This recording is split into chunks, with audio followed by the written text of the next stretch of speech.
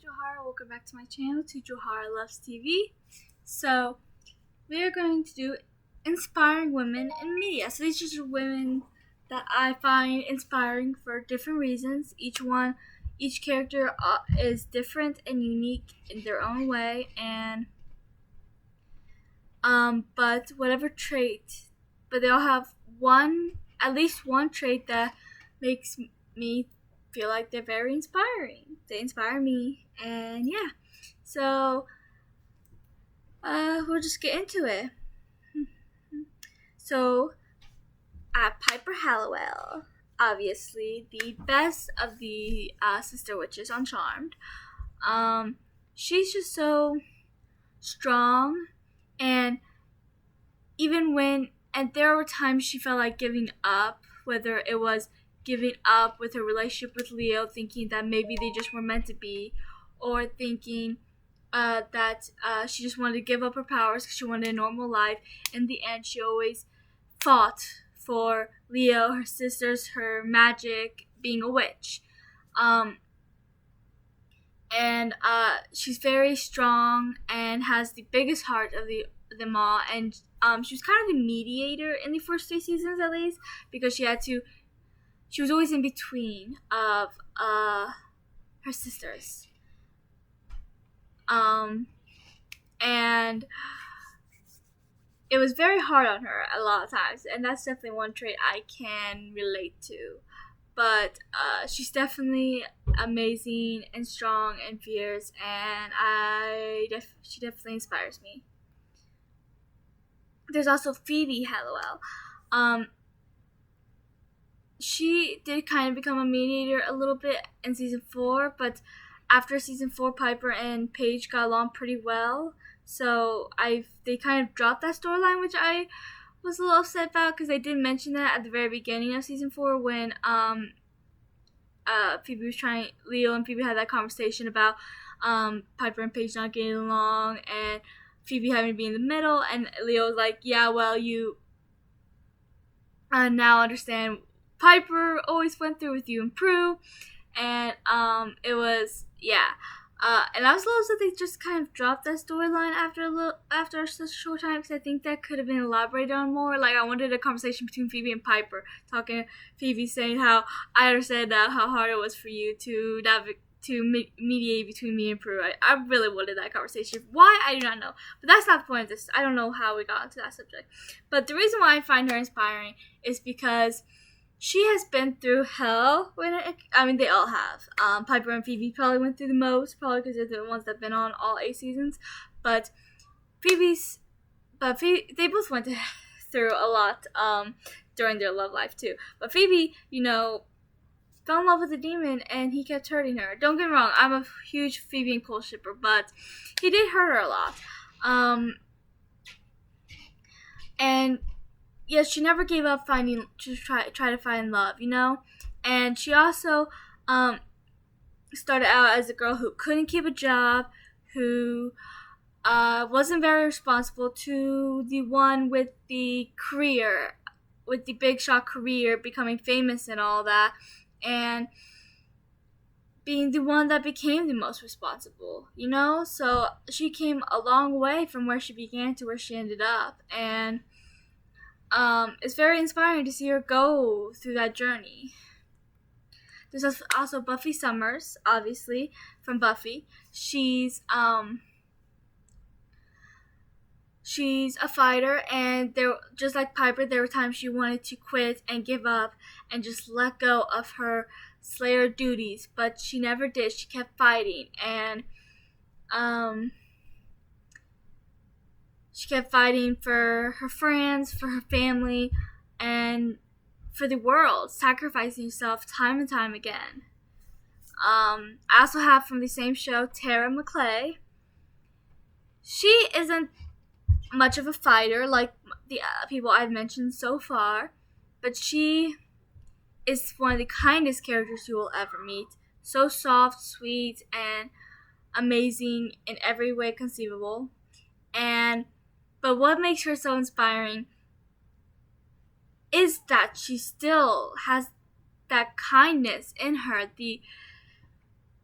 beautiful heart and soul where she just cares about everything and everyone.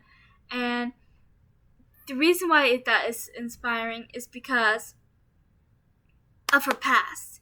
You find out that she has such a sad past because of the episode where her family comes, and they made her think her entire life that she was a demon to control her and her magic and make her basically their slave by making her afraid because they're the only ones that can contain her side, her evil side. And it's very wrong. And I actually did a video a while ago saying how of a theory of mine that Tara wasn't just mentally abused but physically abused as well, because there were just a few scenes where the one scene that really gets me, that there's no way to explain it other than physical abuse, is near the end when the group had banded with Tara against her family, saying you have to go through us if you want to drag Tara out of here against her will. And the brother was like, "Are you just gonna take this, Dad? If you don't get into that car right now, Tara, I swear to God, I'll beat you down." And his tone of voice, the way he stepped forward, Tara jumped a little bit and like she flinched and she stepped back. She cowered inside of her little shell, and I swear that's a sign of not just mental abuse but physical abuse. And her past, and then also what she goes through during the show, like Glory taking her mind, and then Will, the one person she loved and trusted more than anyone, messing with her mind after her family and Glory did that twice. So the fact that she still is the kindest character in that show, that she's the softest, purest goddess in that show, is mind-blowing, because not many people can continue to be that kind-hearted when you go through stuff like that. Not everyone can do it. And the fact that she could is just so inspiring, and it shows that it teaches us that no matter what we go through, past, present, or future, that it doesn't give us the right to be cruel, doesn't give us the right to put our pain on other people, and shows us that we can still be kind-hearted despite everyone else trying to force us to be someone we're not. Tara is one of the most inspiring women in media. She may not be some fighter or some epic, person, but she's definitely one of the most inspiring people for that aspect alone. Okay, who else do I have on my list? Elena from One Day at a Time. She's a hardcore feminist and a lesbian, and I just love how she's always fighting for the underdog. She's always fighting for women and women's rights, and every time she sees a cause that she believes in, there's nothing stopping her. And that's something I absolutely love about her. It's just so amazing how she can always fight and fight for what she believes in, and never stepping back, no matter what anyone says, no matter how anyone felt. And she has some of the best lines for that, showing her passion for her cause or just what she's talking about. Like the episode where they were talking about sexual assault, because it looked like what Alex was doing. Ow. Sorry, I talk with my hands. What Alex was doing with his girlfriend wasn't right. Like, he posted pictures where he was with her at a museum, and he touched her boob without her consent and stuff like that. And so they were all having a talk with her, and then I loved one thing that Elena said, because it was also revealed that Elena and Sid had some guys were hollering at them, saying, "Why don't you kiss?" Because they were holding hands, being all girlfriends with each other, and they were chasing them, and it was really scary for them. But that wasn't the point of this conversation.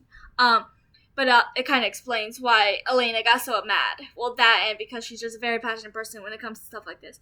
But Elena made a comment about how at rape Rape Prevention Week, the signs are always aiming at the girls.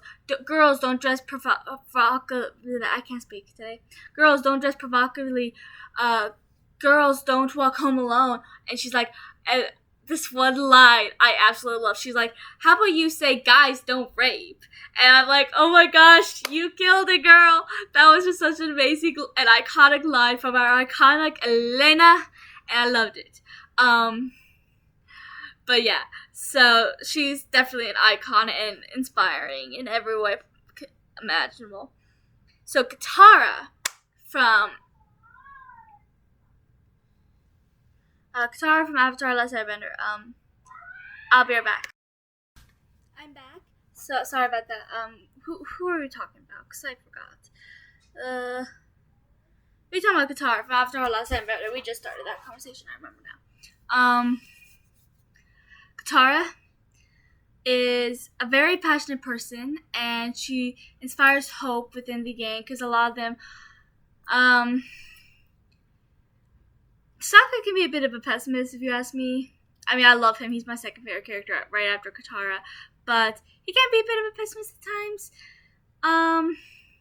And then, Aang is childlike, and he has that light side of him because of it, but still, I just feel like Katara's the one that inspires hope. And one thing I love about her is that even though they're on this mission, and Sokka had a point when he was like, we can't help every village you see. I get that because they were on an important mission to save the world from the Fire Nation. But at the same time, Katara was right as well, because how can you just turn your back on people and be okay with it? Like, seriously. And Katara wouldn't turn her back on anyone. Whenever Haru got arrested, she fought not only to free Haru, but free everyone in that prison. I mean, yeah, at first it started with Haru, but then it became so much more, and she wanted to save all the Earthbenders. And when she posed as the Painted Lady, she saw this village that needed help, and she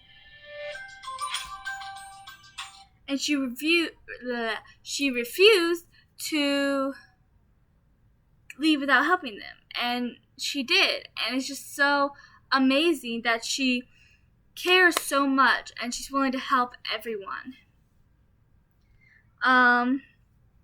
Asami from Legend of Korra. She is a fighter, and one thing I love about her is the fact that when she found out about her dad, she could have turned on her friends to side with her dad. I mean, he's her dad, you know. You couldn't really blame her all too much for siding with her. And I think the group, at least Korra, kind of thought she would because it's her dad, you know. But when she turned on him for her friends, for what is right, it was amazing, because not many people have the strength to go against your father, whom you love, to do what's right, you know? And the fact that she had that strength and went against him to stop him is amazing and inspiring. Adora from, my mind went blank, She-Ra and the Princesses of Power. Adora is the main character. She's She-Ra, and she didn't want this power at first, and she fought it at the beginning, but it did become a part of her. And in season 5, when she thought she lost She-Ra for good, she hated it, and she wanted She-Ra back. She wanted to be the hero again. But even kind of like Buffy and Piper, even whenever she wanted to quit, she didn't. She did what was right, and she fought for what's good. I mean, at the beginning of the show is one of her most inspiring traits, which was her going against the Horde that raised her since she was a baby. It was the only family she has, not to mention Catra, her best friend, the most important person in her life, was still there. But when she found out what the Horde was really doing, who the heroes and villains truly were, she went against everything she's ever known, the Horde and everything, to help Glimmer and Bow, who she just met, stop the Horde and save the world, because she found out that the Horde wasn't who she thought it was. And it's just inspiring that she could do that. Now, Sarah Lance from Arrowverse. Arrow Legends of Tomorrow are really the show she's on. I mean, yeah, she did a crossover, so technically she was on episodes of Flash and Supergirl, but it was mostly Arrow and Legends of Tomorrow. But Sarah is Sarah. How do I explain Sarah? She's Sarah. I don't even know how to put Sarah into words and my love for her, okay? She's epic. She is amazing. She's a fighter. She is powerful. I mean, she doesn't have any actual powers like a lot of people. But she's the most powerful, non-powerful person, if that makes sense. She is the best at fighting. Even better than Oliver Queen himself. And she had this darkness inside of her.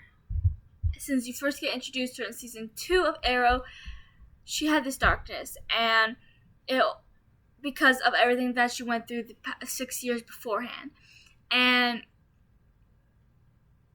But that darkness only got worse when she died for over a year, and then got resurrected by the Lazarus. It is Lazarus Pit, right? It is the Lazarus Pit, right? Am I saying that wrong? Because I know the Lazarus Pit is somewhere. I think it's there or Arrow. I don't know. But they bring her back to life. And that darkness, I mean, the Lazarus Pit was it kept some people young from growing old. And I know Thea, it brought her back. I mean, she wasn't actually dead, but she was dying. And it brought her back. It healed her. And she had that bloodthirst. But with Sarah, it was so much worse because she was actually dead, which has never been used on someone who was dead. And not only was she dead, but she was dead for over a year. And it actually originally brought her back without her soul because her soul had already moved on. It only brought back her body. But they did get her soul back, and then she went on Legends of Tomorrow where she had to control her bloodthirst, which was the beginning of her storyline there.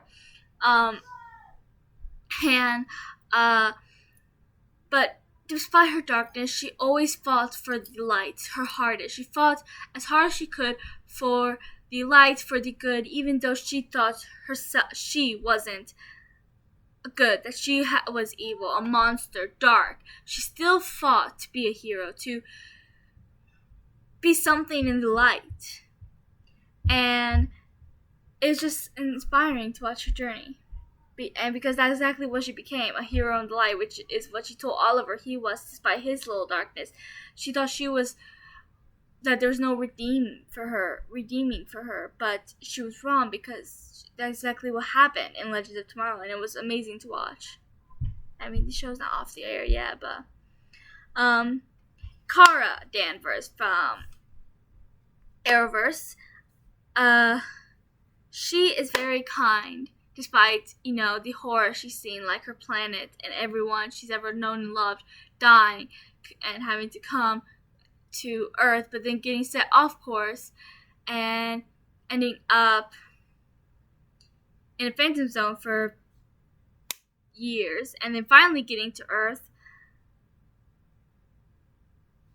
with a new family and a new sister who didn't even like her at first, and a new world and she didn't understand anything. But she still, kind of like Tara, despite her past, she still has that kindness and warmth in her that you don't see every day from someone who's been through something traumatizing like that.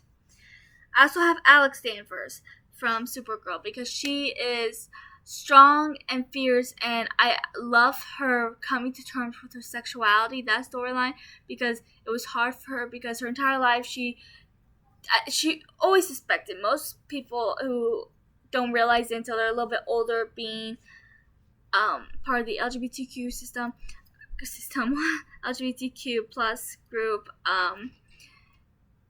they have a feeling inside, and so does she, but she didn't figure it out until she was older, and it was hard to come to terms with it. She meets Maggie, who for some reason she's very attracted to, even though she's a girl, and her journey to figuring out herself is beautiful to watch. I have Felicity of Arrowverse because Felicity is Felicity. She's awesome. She is super smart, and she's definitely not a fighter, the least of the fighters in the Arrowverse probably. But she's extremely smart and kind and funny because she says she doesn't think before she speaks, and then she starts rambling, and it's hilarious. But she is always there for people and always helps. And even though it didn't start out with her fight, she got into it, and even though she knew it was dangerous, she wanted to save her boss, Oliver's stepdad. She wanted to save him, and she knew it was dangerous.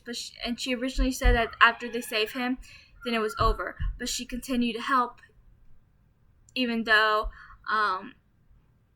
they did end up saving him, because it became a part of her, like Oliver and Diggle. I also have Caitlin from the Arrowverse. She is also smart, and she goes through a lot in season 3 when she ends up with ice powers all of a sudden, and watching her struggle with her other identity, Killer Frost, who was evil and trying to take over her, was amazing to watch. How she fought that other side of her, and she even told them that if she dies, don't take off that necklace, even if it was the only way to get Killer Frost out to save her, because she knew that it was dangerous. And yeah, Julian and Cisco did it anyways because they couldn't stand losing her, but the fact that she had the strength to tell them not to, even though she knew it would mean she would die for good, that's incredibly strong and inspiring. I have Emily Prentice from Criminal Minds. Emily is strong, and she had gone through a lot in her past. A lot of these characters are very, I don't know, with everything that happened with Ian Doyle and her estranged mother, and moving around all her life, never really getting that close to anyone, because of all the moves and everything. And she but she keeps fighting for what she believes in. I mean, she got on the team because Strauss wanted to use her to get to Hodge, and then she told Hodge that she knows that she can belong to that unit if he'll just give her a chance to prove it. And then when she found out that Strauss was doing what she was really using her for, she opted out to resigning or transferring, I think, or something. I think she resigned because I think Hodge transferred in that episode. I don't know. But she decided to resign because, and even though he told her it was a mistake, because at that point she had proven herself. She also she didn't want to be used as a pawn, and she didn't want to throw Hodge under the bus because she cared about him. I shipped them, by the way, for those of you that did not know that. I shipped them. But I love the conversation with them later when Hodge confronts her about that, and he praises her about how she chose to resign rather than using what she knew to get him fired, because there were things that he could have gotten him fired, to be honest, but she chose not to because he was her friend. Brittany Pierce from Glee, because you guys are probably wondering, but how is she that inspiring? But she's inspiring in a different way than a lot of these other characters, because Brittany is true to herself. She's a genius, even though she seemed kind of like the stereotypical dumb blonde at the beginning, but it turned out that her brain just worked differently. But she does have such a kind and pure heart. She's so innocent, and she stays true to herself. Always, no matter what, she stays true to herself, which is beautiful to be able to do. Callie from Grey's Anatomy. She struggled. I didn't actually like Callie at first, but around the time she in season 5 is when I think I started to actually like her, after her relationship with George was over, and then she started to find her figure out her sexuality and met Arizona and all that. That's when I really started to like her. But her journey about finding her sexuality was beautiful, you know. She had met that one girl, Han, and realized that because the two of them had only ever been with guys, but all of a sudden the two of them had this connection that they couldn't fight, but that didn't work out because Han couldn't handle that Callie was into girls and boys, because Han realized that she was only into girls. But then she ends up meeting Arizona, who was okay with it, and that whole storyline, and then how she just completely grew into this amazing person who would fight for what she believed in, who fought for what she thought was right, and I just loved watching it.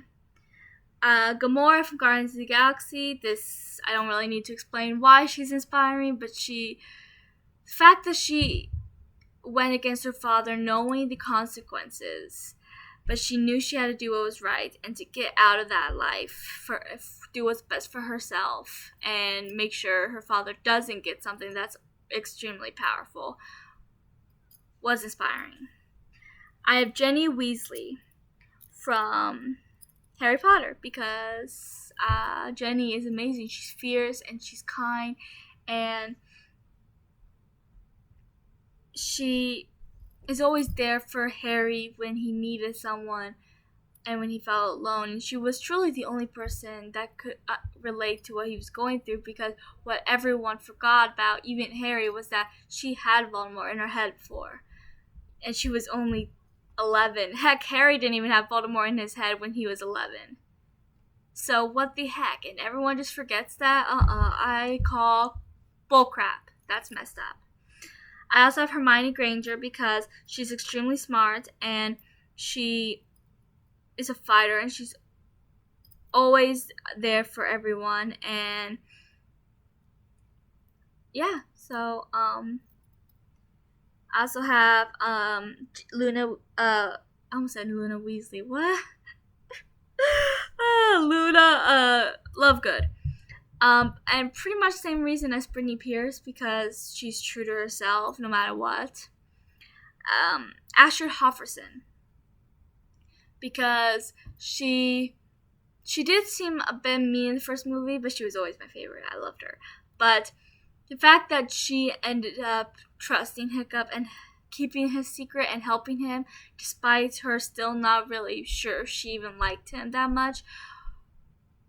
And she didn't like Toothless because he was a dragon. And in her entire life, she was told, dragons for the enemies. But all of a sudden, she's met with this obstacle. Do I tell the village about Hiccup and Toothless, or do I keep it a secret? And she did. She kept it a secret despite her personal beliefs and feelings at that moment, Because, her beliefs and feelings change about both Hiccup, Toothless, and dragons, period. But the fact that she changed is just the fact that she didn't, even though she didn't really like them all that much at the moment, is amazing. Not to mention in what's the series called? Dragon's Race the Edge, she almost died like twice at the most, or at least. I mean, there was a time she had the plague that almost killed her, and there was a time she almost drowned. Those are only 2 times I can really think of off the top of my head, but there's more, I'm sure of it. Probably. Liv Moore from iZombie. Liv is a zombie. But she kept sacrificing herself for what was right. She kept and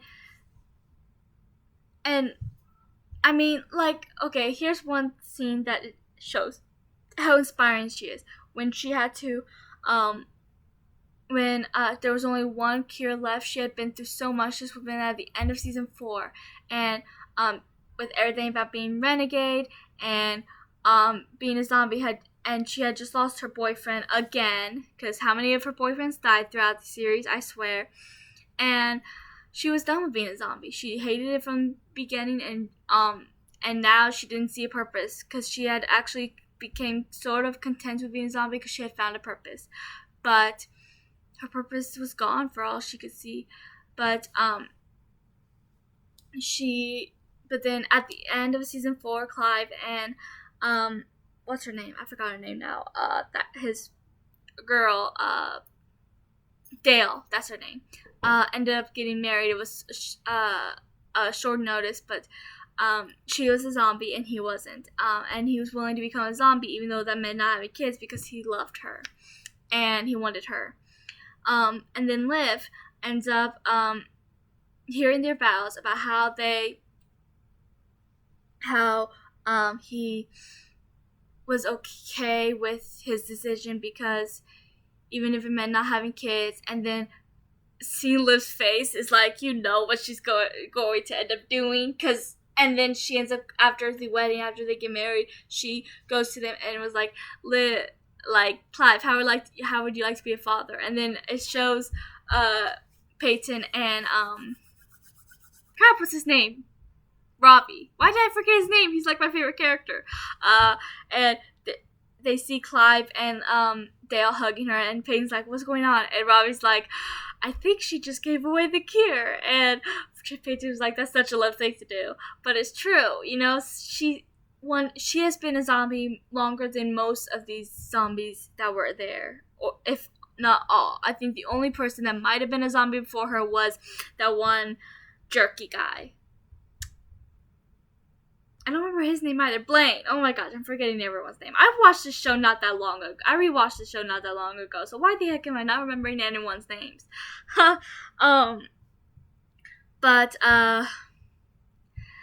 Yeah. So the fact that she hated being a zombie from the beginning and just wanted out, but there was only one cure and it wasn't reproducible. So what did she do? She gave it away because she wanted to make Clive and Dale happy. Dale could be human and Clive would have his dream of becoming a father someday.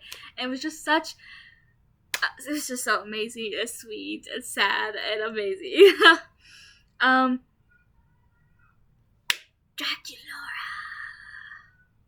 from Monster High. I love Draculaura. And the reason why she's inspiring is, like a couple of others on this list, she had kind of a bad past. You find out about, being run out of Transylvania, and then she finds out that Valentine was just using her this entire time. He wanted her heart because she had the purest heart of anyone, and then Stoker ends up using her to control and manipulate her so that he can make it rule vampire kind through her and make it so vampires are the most important monster, and the Draculaura had to go across the world to save Elizabeth, or to find Elizabeth and convince her to be queen, because if not, then Stoker would win and control her. And yeah, so in her little speech to Elizabeth about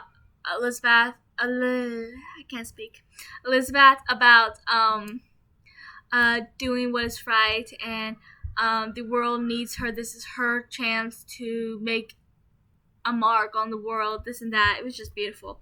And yeah, it's just so amazing. Twyla from Monster High.